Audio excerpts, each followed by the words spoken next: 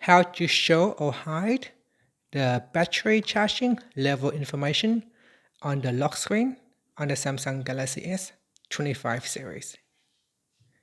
First, tap on the home button to go back to the home screen.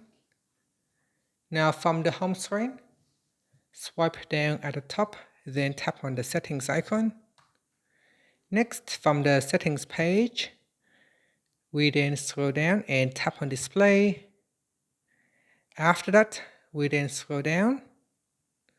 In here, tap on show charging information. Tap on the toggle button to turn it on, and this will show the battery level and estimated time until full when always on display is off or not showing. Or you can just toggle the button off to turn it off. And that's it. Finally, you can tap on the home button to return back to the home screen.